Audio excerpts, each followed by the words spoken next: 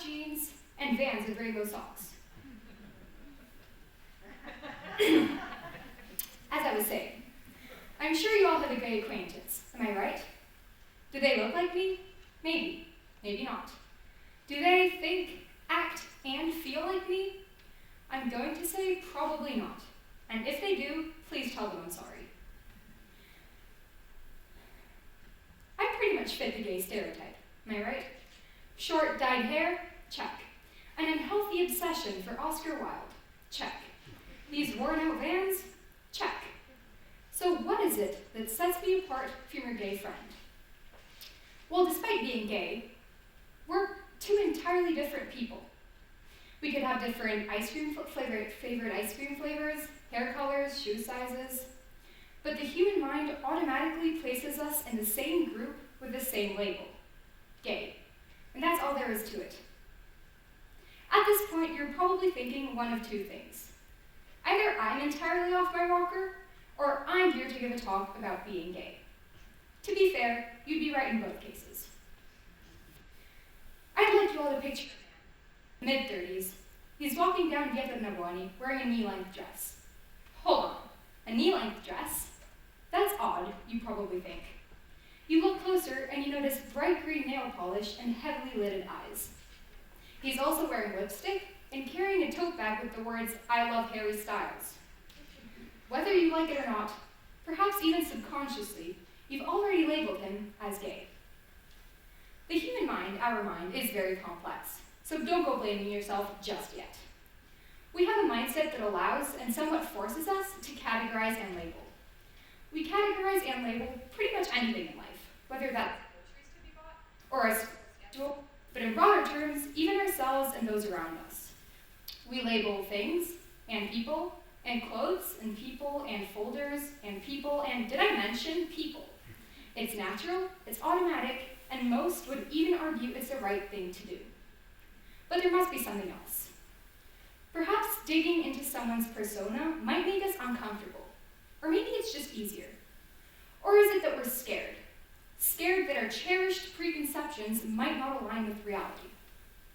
In the long run, labeling and categorizing alter our mindset until we reach a distorted perception of fact. However, there must be a reason, since we're doing it all the time. But I'm no psychologist, and I couldn't tell you the scientific reasoning.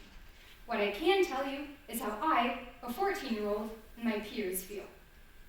We live in a peculiar moment in time. Fragile, we might call it. Gen Z, my generation, is the first generation to be much more open-minded about many topics. For instance, the LGBTQ topic, which isn't as taboo as it once was. However, with great acceptance comes great self-doubt. Parents, teachers, world, I assure you, teens today aren't only thinking about which Netflix series to binge watch for the 17th time. I guarantee they're also thinking something along the lines of, am I gay? Am I not? Do I look too gay? Do I not look gay enough? Should I get bubble tea or an iced latte? What will people think? What if people know?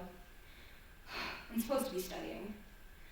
I definitely like guys, but I also definitely like girls. So technically I'm bisexual, but hold on.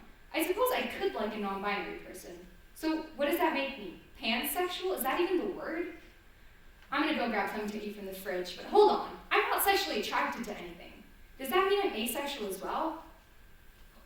That's it. I'm watching Netflix. Now, I may have exaggerated a bit, but chances are most teens you know have been put or put themselves under that kind of pressure. And whether you boomers or Gen X's choose to acknowledge it or not, teenagers today really are under pressure, just like David Bowie and Freddie Mercury so vividly sang in their song with that title. Pressure due to academic validation, self-acceptance, and unfortunately, the people that surround us. Just last month, the TEDxYouth, a law that would have legally prohibited homophobia, was not passed. And we saw hundreds of Italian politicians, some of the people that run this country, jump up and down with happiness. I live in a country that's fighting against my basic human rights. My right to love, to put it plainly, which sounds ridiculous if I say like that, doesn't it? And it's not just Italy either. Many countries, even inside the European Union, still have somewhat homophobic attitudes and laws that either limit or altogether ban LGBTQ expression. Gay couples can get married in 26 countries out of 196. In 72 countries, homosexuality is punishable, and in 7 countries, it's punishable with death.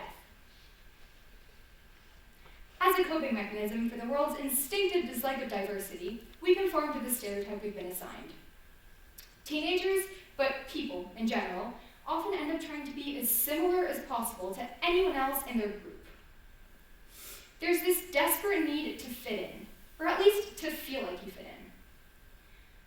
These labels we're given and give ourselves become part of who we are, of how we act, of how we live. So you start wearing flannel shirts, you start dyeing your hair and changing your clothes, you develop a weird obsession for frogs, houseplants, and you stick your lesbian pride flag to the wall.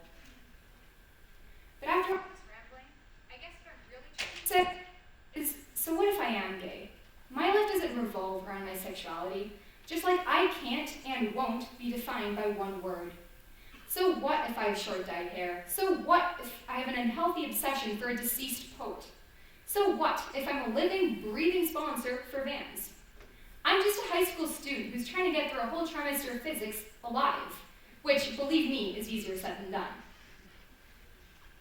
I'm so much more than just gay. First of all, I'm a human. I'm a teammate, I'm a friend, I'm a sister, I'm a daughter, I'm a student, I'm a citizen. And all those things summed up isn't what I am and what I want people to see me as. It's who I am and who I want to be. I'm asking you to look beyond the label. See the authenticity of a person. See their love, their personality, their traits, their ideas. Go beyond. Love that person. Love them unconditionally. I've always been for the classics, so I'll leave you with a quote by F. Scott Fitzgerald. And in the end, we are all just humans, drunk on the idea that love, only love, can heal our brokenness. Love yourself. Take that risk. I don't know how much of this talk you'll take away with you tonight, but if I've helped you gain a little bit of a better understanding of the challenges that millions around the world face, I'll consider it a small personal victory. So yes, I'm gay. And yes, that's all a lot of people see me as. But the only label I want to give myself is that of human. I'm a person. We're all people. And the point that I'm trying to make is that that should be enough. Thank you.